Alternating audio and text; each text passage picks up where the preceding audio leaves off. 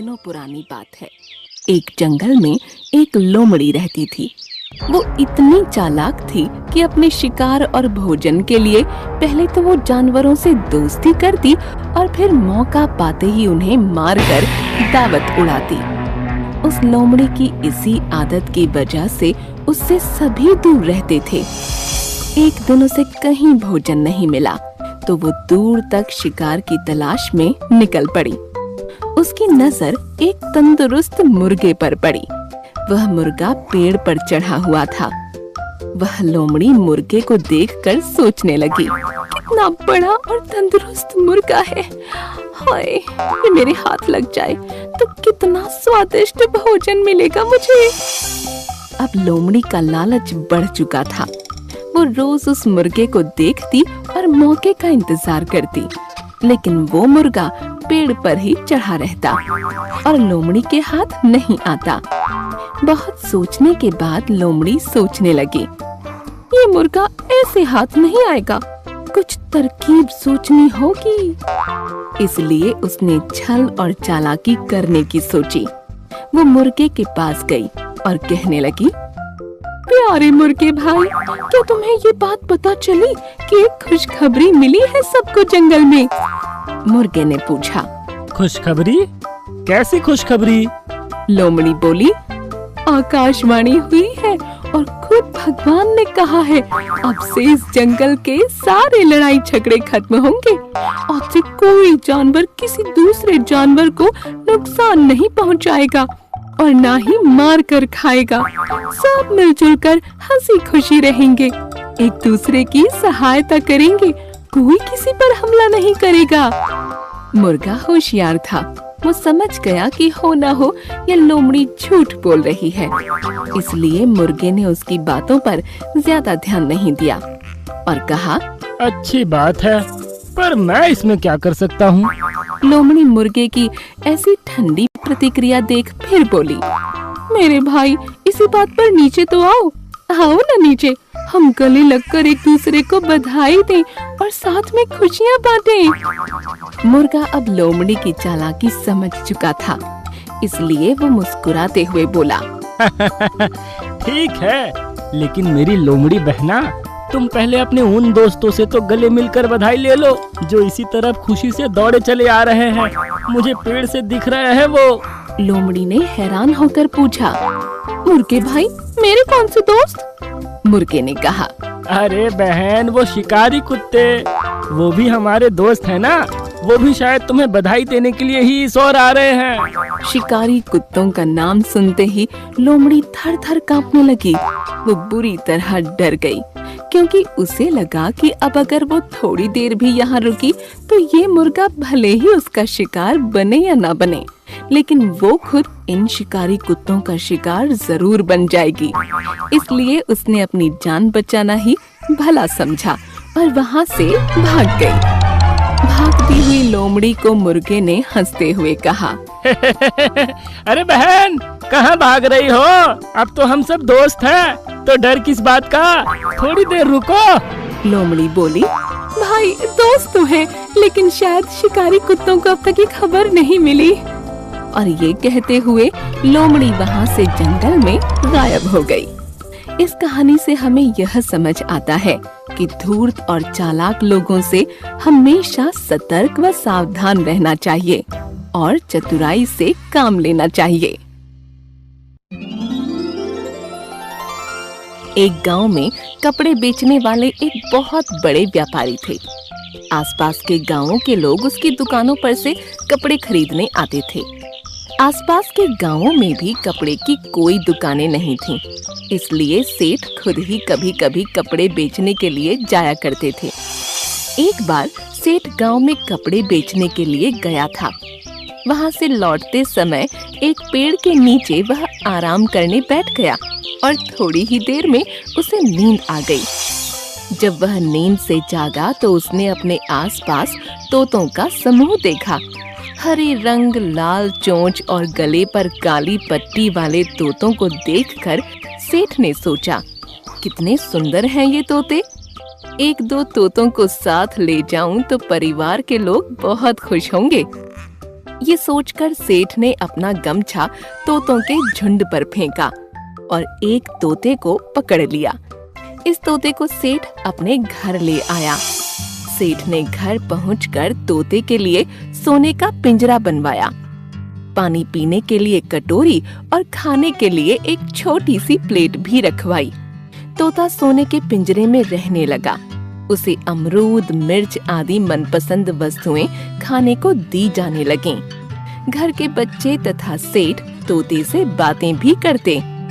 तोता थोड़ा थोड़ा बोलना भी सीख गया। तोते के साथ बातें करने में सबको बहुत आनंद आने लगा। कुछ दिनों बाद सेठ को गांव में से कपड़ों के ऑर्डर आए और उसने खुद ही जाने का फैसला किया। जाते वक्त उसने अपने तोते से कहा, तोते राम, मैं गांव जा रहा हूँ। लौटते समय मैं तेरे माता पिता व सगे संबंधियों से मिलूंगा। तुझे उनके लिए कोई संदेश भेजना हो तो बता।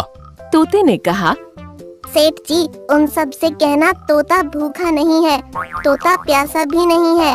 तोता सोने के पिंजरे के अंदर आनंद से रह रहा है। सेठ अपने कपड़े बेचकर लौटते समय उसी पेड़ के नीचे आराम करने के लिए रुका।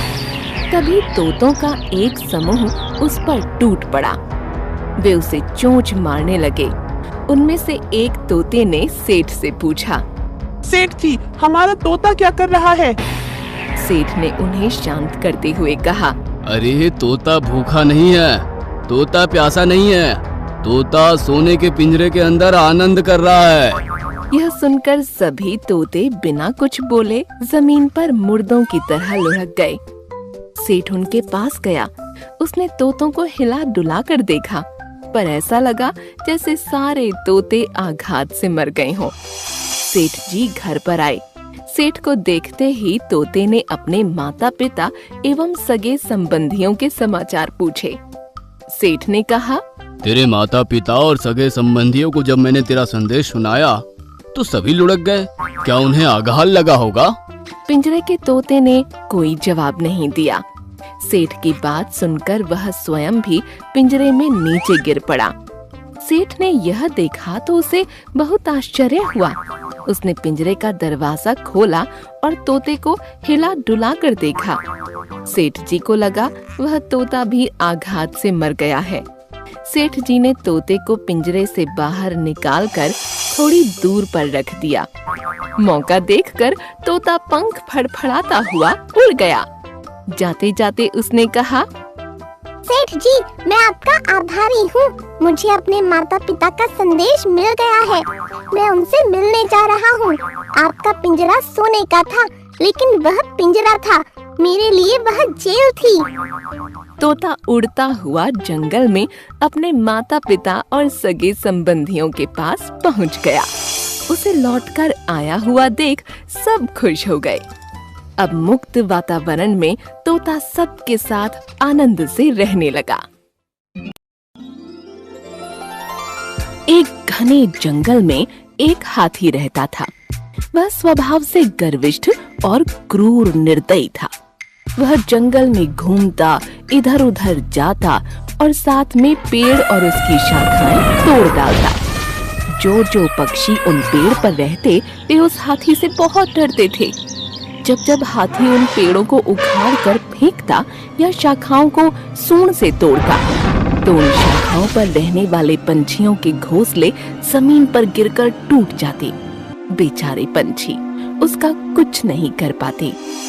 जंगल में हाथी ने चौतरफा तबाही मचा दी थी। इतना ही नहीं, शेर और बाघ भी उससे दूर ही रहते थे। जंगल के सभी जानवर उस हाथी से परेशान हो गए थे, लेकिन चाहकर भी वे कुछ नहीं कर पा रहे थे। उसी जंगल में एक चतुर खरगोश भी रहता था। उस खरगोश को उस हाथी के बारे में सब कुछ पता था। खरगोश ने उस हाथी को सबक सिखाने की ठान ली और उसने जंगली जानवरों की एक सभा बुलाई और कहा, इस दुष्ट हाथी का अब कुछ करना होगा। इसने इस जंगल के सभी प्राणियों को परेशान कर रखा है। अब मुझे इसका कुछ करना होगा। ऐसा कहकर खरगोश वहाँ से चला जाता है। एक दिन खरगोश उस हाथी के पास जाता है और उससे कहता है, महाराज, आपसे कुछ जरूरी वार्तालाप करना है। क्योंकि ये हमारे जीने और मरने का प्रश्न है। हाथी ये सुनकर गुस्से से बोला, तुम कौन हो और यहाँ क्यों आए हो? भाग जाओ यहाँ से, वरना जान से हाथ धो बैठोगे। महाराज तनिक सुन तो लीजिए, मैं जंगल के सभी प्राणियों का प्रतिनिधि बनकर आपके पास आया हूँ। हम सभी जानवर चाहते हैं कि आप हमारे महाराज बन जाओ और इस जंगल पर राज करो। कृपया मेरा प्रस्ताव स्वीकार कर लो और हमें आपकी सेवा करने का मौका प्रदान कर दो। खरगोश ने बड़े मीठे बोलों में कहा। हाथी ये सुनकर बहुत खुश हो गया और बड़े गर्व से उसने अपनी सूंड को उठाकर खरगोश की तरफ देखा। खरगोश आगे बोला, मैं यहाँ आपको लेने के लिए आया हूँ, आप मेरे साथ चलिए।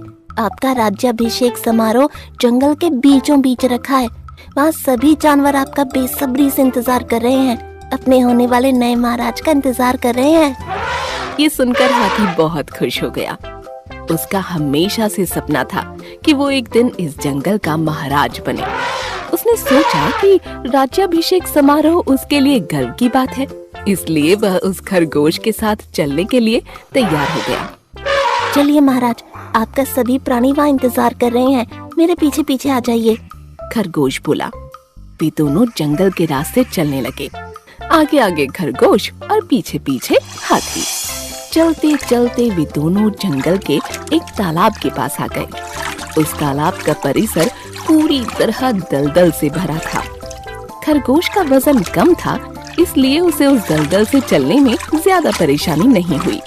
हाथी भी उसी दलदल से आगे बढ़ने लगा, पर हाथी का वजन ज्यादा होने के कारण वह उस दलदल में और फंसता गया। जितना वह उस दलदल से निकलने की कोशिश करता, उतना ही वो उस दलदल में फंसता जा रहा था।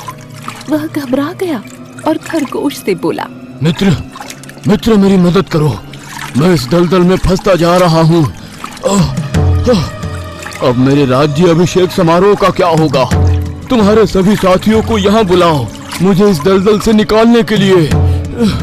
मैं तुम्हारी कोई मदद नहीं कर सकता, तुम इसी लायक हो।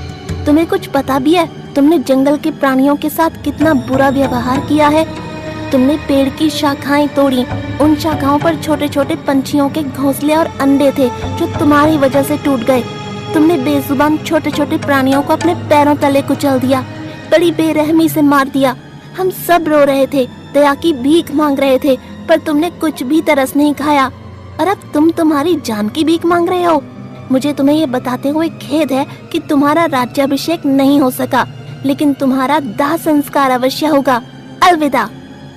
ऐसा कहकर खरगोश वहाँ से चला गया और इधर हाथी धीरे धीरे उस दलदल में और फंसता गया और उसकी मौत हो गई। तो दोस्तों, इस कहानी से हमें ये पता चलता है कि अत्याचारी को भी अपनी कयामत भोगनी पड़ती।